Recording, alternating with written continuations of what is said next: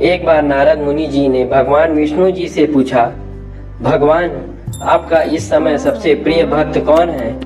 अब विष्णु तो भगवान है, तो छठ से समझ गए अपने भक्त नारद मुनि की बात और मुस्कुराकर बोले, मेरा सबसे प्रिय भक्त उस गांव का एक मामूली किसान है। यह सुनकर नारद मुनि जी थोड़ा निराश हुए और फिर से एक प्रश्न किया, हे भगवान, आपका बड़ा भक्त तो मैं हूँ, तो फिर सबसे प्रिय क्यों नहीं? भगवान विष्णु जी ने नारद मुनि जी से कहा, इसका जवाब तो तुम खुद ही दोगे। जाओ एक दिन उसके घर रहो और फिर सारी बात मुझे बताना। नारद मुनि जी सुबह सवेरे मुंह अंधेर उस किसान के घर पहुंच गए। देखा अभी अभी किसान जागा है और उसने अब से पहले अपने जानवरों को चारा बखेर दिया। फिर मुंह हाथ धोए, दैनिक कार्यों से फुर्सत हुआ, जल्दी जल्दी भगवान का नाम लिया, रूखी सूखी रोटी खाकर जल्दी जल्दी अपने खेतों पर चला गया। सारा दिन खेतों में काम किया और शाम को वापस घर आया। जानवरों को अपनी अपनी जगह बांधा, उन्हें चारा पानी डाला, हाथ पांव धोए, कुल्ला किया, फिर थोड़ी देर भगवान का नाम लिया, फिर परिवार के संग बैठकर खाना खाया और कुछ बातें की और फिर सो गया।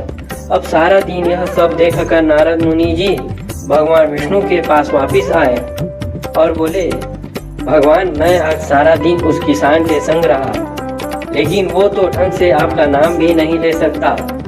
उसने थोड़ी देर सुबह थोड़ी देर शाम, और वो भी जल्दी जल्दी आपका ध्यान किया, और मैं तो 24 घंटे सिर्फ आपका ही नाम जपता हूँ। क्या अब भी आपका सबसे प्रिय भक्त वो गरीब किसान ही है?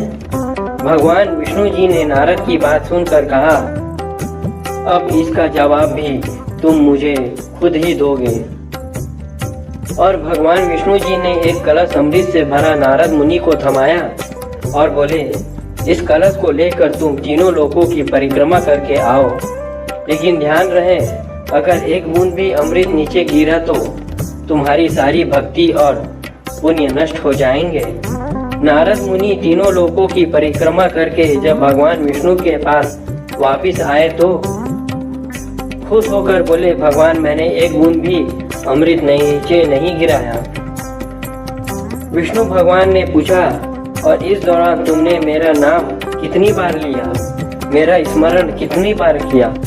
तो नारद बोले, अरे भगवान जी, मेरा तो सारा ध्यान इस अमृत पर था, फिर आपका ध्यान कैसे करता?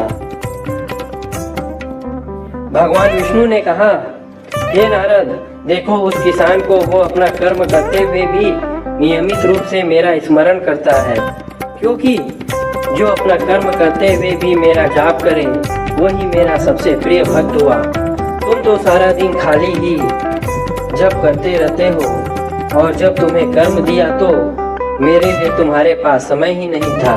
तो नारद मुनि सब समझ गए और भगवान के चरण पकड़कर बोले, भगवान, आपने मेरा अहंकार तोड़ दिया, आप धन्य हैं।